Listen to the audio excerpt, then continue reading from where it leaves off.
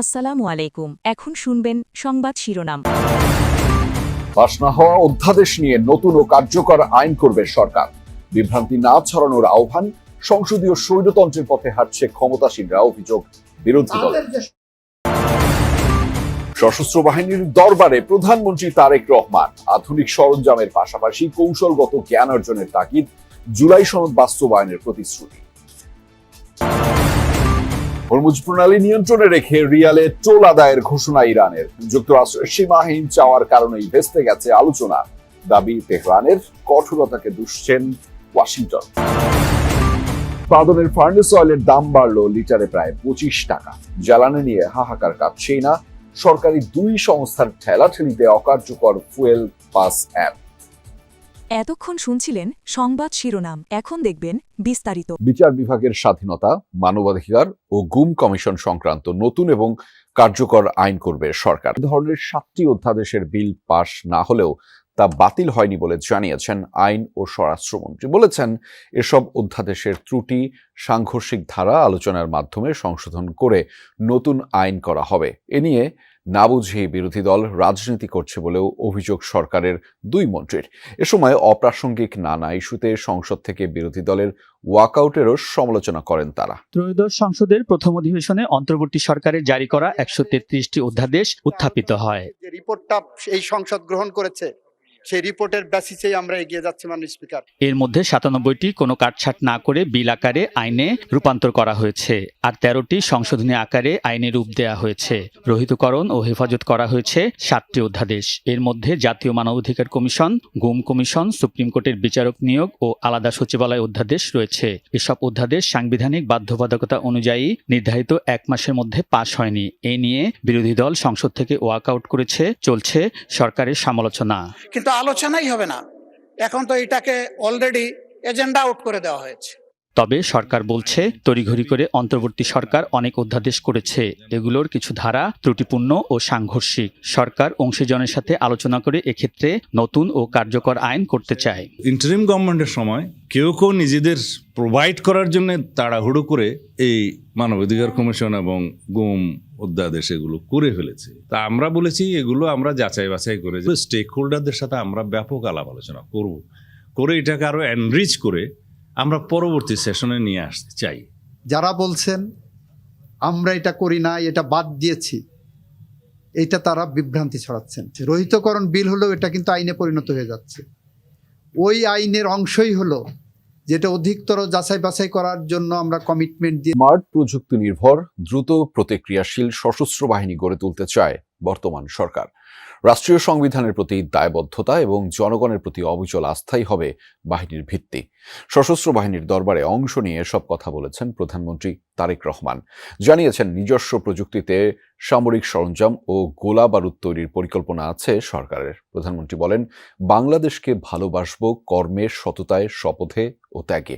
জানান, স্বাক্ষরিত জুলাই সনদ যথাযথভাবে বাস্তবায়নে বর্তমান সরকার বদ্ধপরিকর। পিতা সাবেক সেনাপ্রধান জিয়াউর রহমান, সেই সূত্রে সেনা পরিবারেরই সন্তান তিনি। সুশৃঙ্খল পরিবেশেই কাটিয়েছেন শৈশব, কৈশোর। তবে এবার সম্পূর্ণ ভিন্ন আবহ। প্রথমবারের মতো প্রধানমন্ত্রী হয়ে সশস্ত্র বাহিনীর দরবারে তারেক রহমান।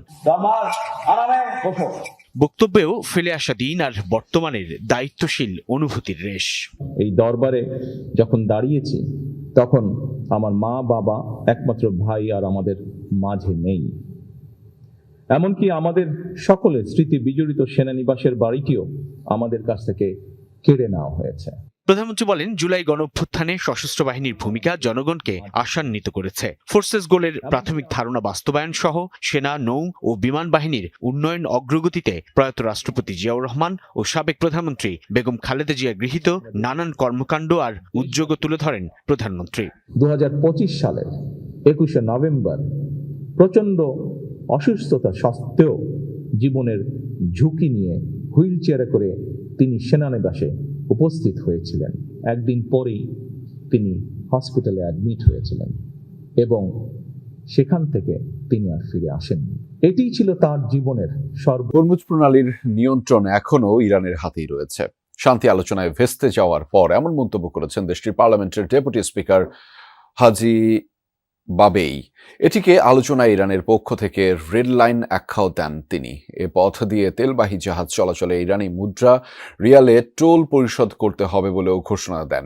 অপরদিকে সামাজিক মাধ্যমে মার্কিন প্রেসিডেন্ট ট্রাম্প জানিয়েছেন দ্রুতই খুলে দেওয়া হবে এই জলপথ।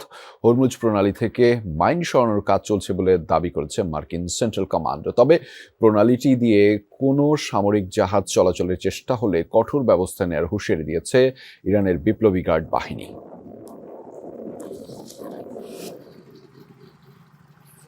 কোনো চুক্তি সমঝোতা ছাড়াই আলোচনার টেবিল ছাড়লেন যুক্তরাষ্ট্র ইরানের প্রতিনিধিরা।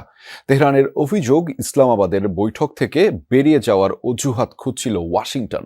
তাদের অবাস্তব দাবি দেওয়ার কারণেই শান্তি কাঠামো তৈরি করা যায়নি। যুদ্ধ করে যা পায়নি, আলোচনার টেবিলে তা পেতে চেয়েছে যুক্তরাষ্ট্র, এমন অভিযোগও করে ইরান। অন্যদিকে মার্কিন ভাইস প্রেসিডেন্ট জেডি ভ্যান্সের দাবি, ওয়াশিংটন সর্বোচ্চ চেষ্টা করলেও শর্ত মানেনি তেহরান। তবে এখনও কূটনীতির পথ বন্ধ হয়নি, ইঙ্গিত দিয়েছে দুপক্ষই। রাত পার হয়েছে আলোচনার টেবিলেই। পাকিস্তানের মধ্যস্থতায় 4.5 দশক পর মুখোমুখি বসেছিলেন যুক্তরাষ্ট্র ইরানের হাই প্রোফাইল ব্যক্তিত্বরা। বৈঠক দ্বিতীয় দিনে গড়ানোর খবর দিয়েছিল সংবাদ মাধ্যমগুলো। এরই মধ্যে মার্কিন ভাইস প্রেসিডেন্ট জেডি বিদ্যুৎ উৎপাদনে ব্যবহৃত ফার্নেস তেলের দাম লিটারে বেড়েছে 24 টাকা 59 পয়সা। প্রতি লিটারের নতুন দাম 70 টাকা 10 পয়সা থেকে বেড়ে হয়েছে 94 টাকা 69 পয়সা।